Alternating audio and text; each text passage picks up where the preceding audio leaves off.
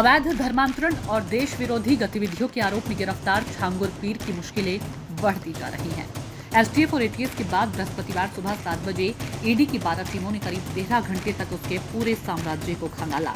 छांगुर पीर, जिन्हें जमालुद्दीन और फिर झांगुर बाबा के नाम से भी जाना जाता है, की मुश्किलें काफी बढ़ती जा रही है। अवैध धर्मांतरण और देश विरोधी गतिविधियों के आरोप में गिरफ्तार होने के बाद अब ईडी ने उसके साम्राज्य पर छापा मारा। ईडी की 12 टीमों ने 13 घंटे तक उसके ठिकानों की तलाशी ली, जिसमें कई महत्वपूर्ण जानकारियां हाथ लगी है।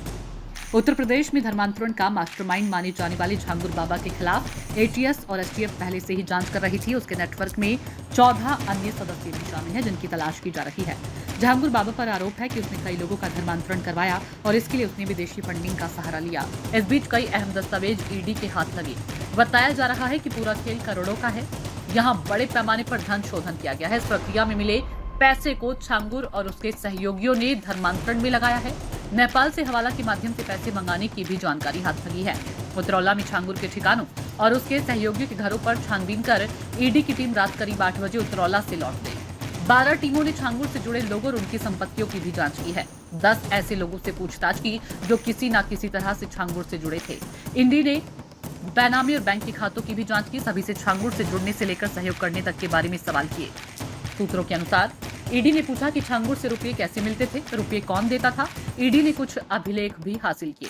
पूरी छानबीन करीब 13 घंटे तक चली। ईडी की टीम के लौटने के बाद पूरे क्षेत्र में कार्रवाई को लेकर चर्चाएं चलती रही। छांगुर के साथ ही नीतू और नवीन से लेन देन करने वालों का ईडी से सामना हुआ तो उनकी जुबान लड़खड़ाने लगी। जांच की जद में आए सभी 20 लोग घबरा रहे।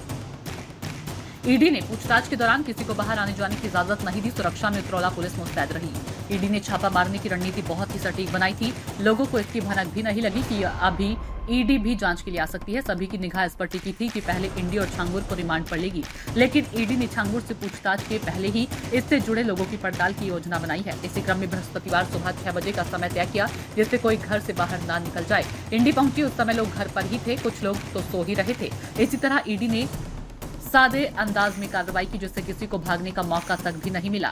ईडी के आने से पहले बीते दिनों एटीएस की श्रावस्ती यूनिट ने छांगुर से जुड़े लोगों से पूछताछ की थी। तब जमीन खरीद फरोख्त मामले में शामिल लोगों के साथ ही छांगुर के आवास पर आने जाने वाले से पूछताछ कर रिपोर्ट तैयार की गई थी। इसके साथ ही जिन लोगों के खातों में छांगुर या नीतू नवीन के खातों से रुपये आए थे, उनसे भी सवाल जवाब हुए थे।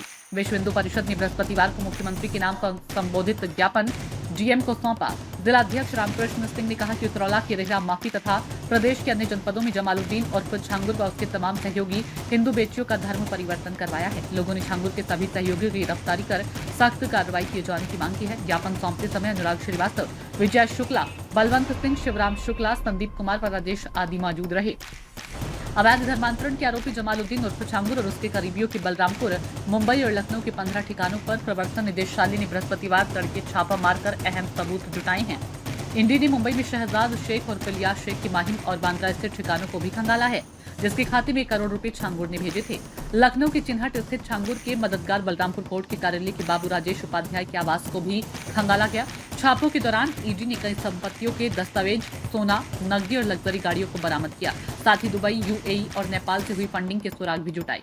बलरामपुर के उतरौला में छांगुर व उससे जुड़े 12 ठिकानों पर ईडी की 15 टीमों ने एक साथ छापा मारा।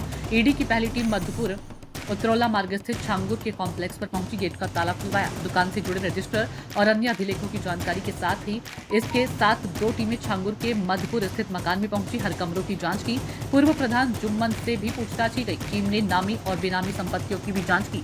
ईडी की एक टीम रेहड़ा माफी में छांगुर के पैतृक गाँव भी पहुंची। मधुपुर में जमीन विक्रेता इसी गाँव के पूर्व प्रधान जुम्मन थे। मधुपुर में जमीन विक्रेता संतोष कुमार त्रिगुनायक व उसके भाई दुर्गेश कुमार से भी सवाल की। जमीन बेचने पर मिली धनराशि के बारे में जानकारी ली। हुसैनाबाद प्रिंस में ग्राम प्रधान अफसर अली, महमूदाबाद प्रिंस के ग्राम प्रधान इब्तदा खान और लल्लू नगर के रफी नगर शोरूम पर काम करने वाले सगे भाइयों मलिक शमीम, मलिक वसीम, मलिक अली अहमद के आवास पर भी टीम पहुंची। उनसे घर में ही देर शाम तक पूछताछ चली। सूत्रों के अनुसार जांच में बड़े पैमाने पर धन शोधन का मामला सामने आया।